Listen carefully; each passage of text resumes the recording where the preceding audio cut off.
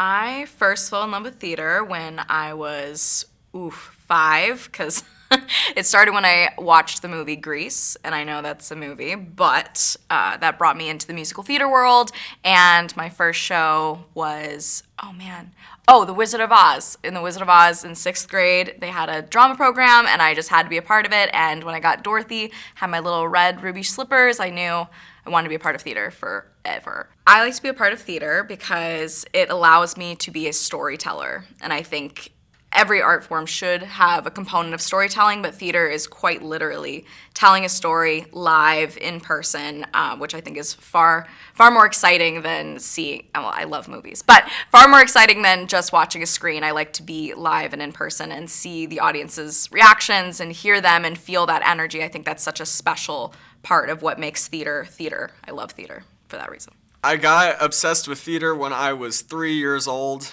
We were going to see my oldest brother in You're a Good Man, Charlie Brown at our local theater company, and he was amazing. It was the first time I had ever seen a staged show, and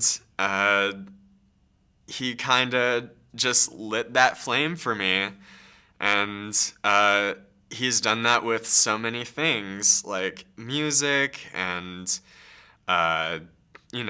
enjoying, like, animals and different kinds of food. I know that's silly, but I really wanted to be a lot like my oldest brother. And he's been an inspiration for me for so long, and I don't know, he's just kind of like my driving force. I always think about him whenever I get into a show, and it's just really cool that my oldest brother is just so cool.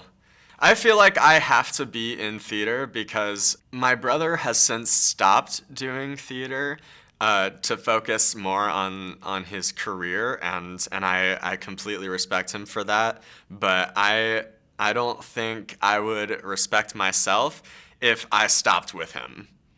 And I had just enjoyed it and enjoyed it and enjoyed it and have really fallen in love with it. And when he stopped doing it, I was like, okay, I need to keep doing it because you wouldn't be happy if I stopped with you. And he was like, yep, I agree with you. So since then, it's been my whole life. It's the best thing I've ever done with my life, really.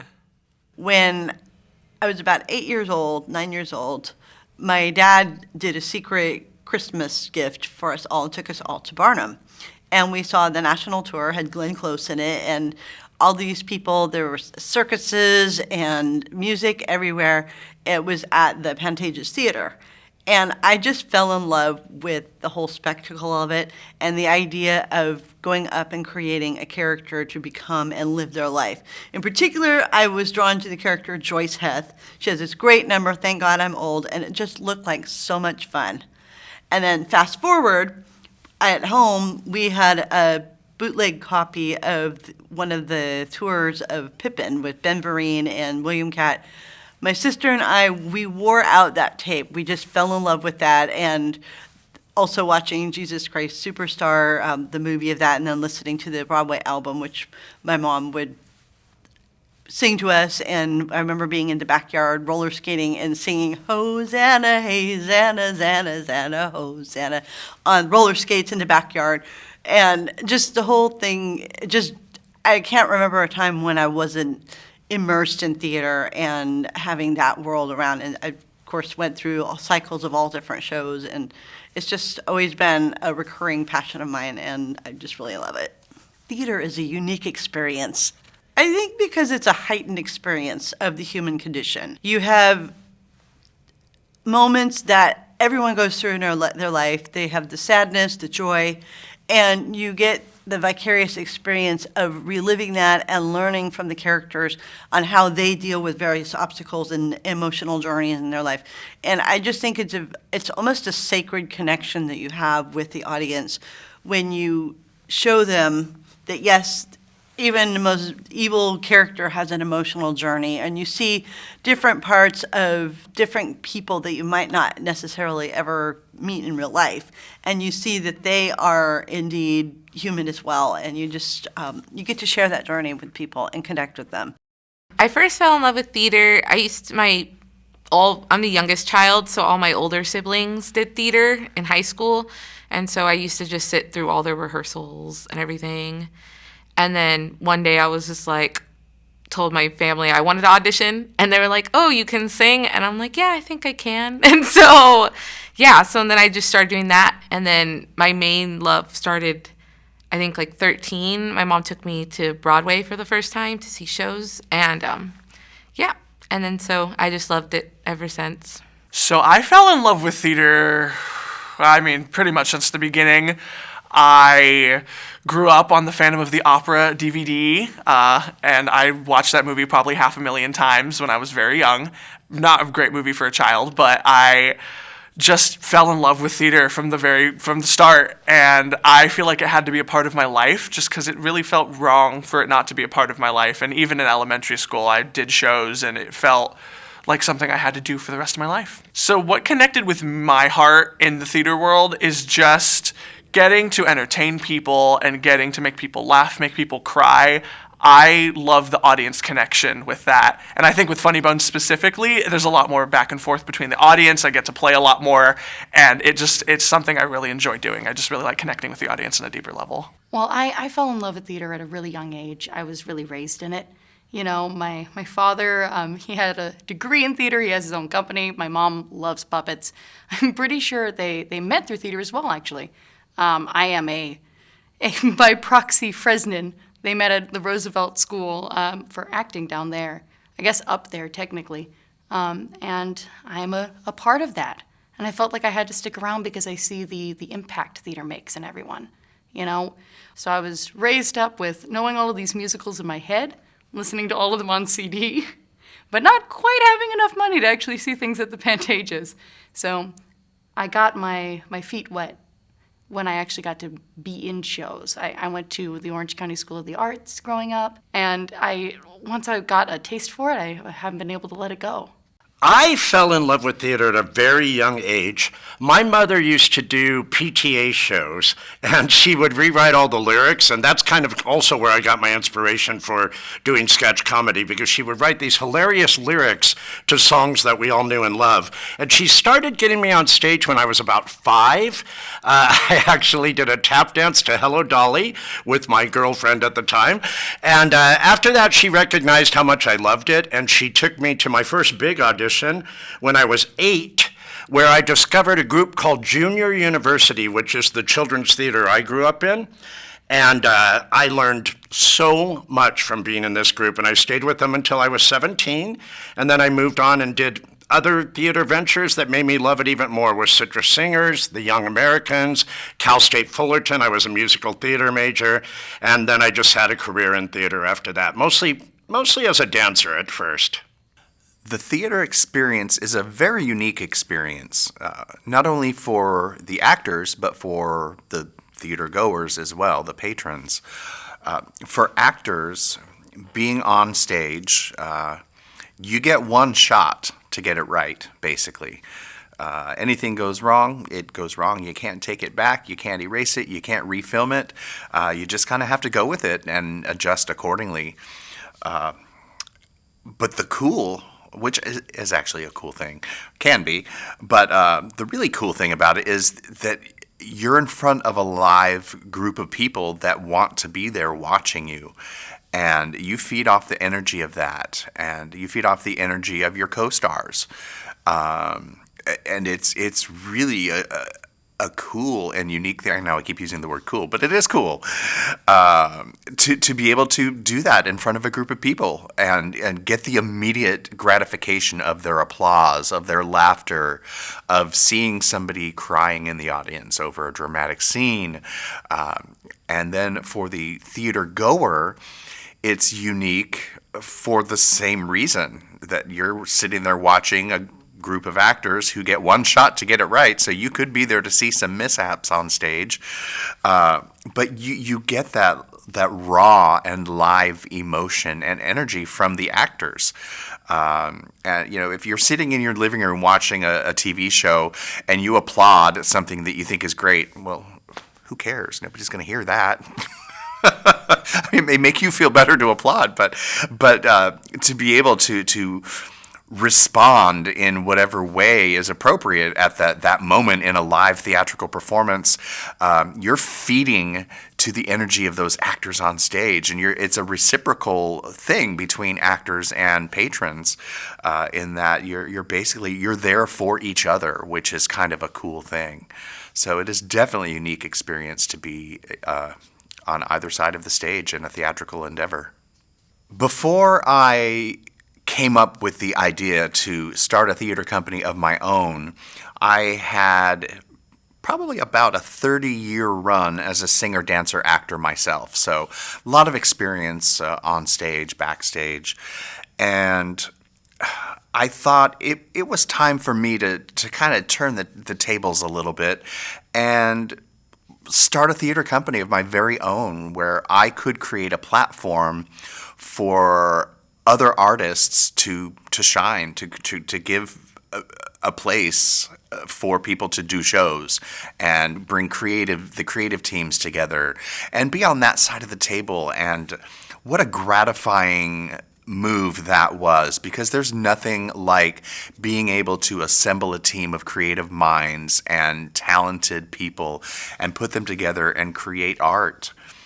And then to bring that art to the Southern California community, where I basically grew up and have lived majority of my life, to bring this art into the local communities is really, really an amazing thing. And it's a choice I made in my life that I will never regret. As I've mentioned, P3 Theater Company has offered a fantastic platform for creative minds, for creative teams, for performers, for all different types of talent in all walks of theater. It's offered them an opportunity to explore their craft. P3 is more than just that. Yes, we've been able to, as according to our mission, been able to offer paid employment opportunities to creatives, but we have explored humanistic truth through creative works of art. We've explored the diversity that's in our surrounding communities, and it's been such a thrill to be able to be a part of that and to really, really watch that grow.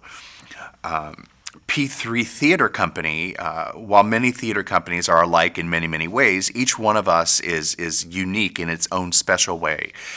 And I like to say that probably one of the things that makes us the most unique is our involvement in our surrounding communities, working with and partnering with other nonprofit organizations that have outreach programs to reach out to those less fortunate that may have difficulties going to the theater or may have other challenges in life, and bringing the art form to them through our educational programming of P3 Educates, where we bring unique custom-made workshops that reach out to different types of communities, and just our involvement in the community. And we always try to select works to put on our stages that, yes, will bring the popular show like Evita or Steel Magnolias, but we'll bring thought-provoking works that explore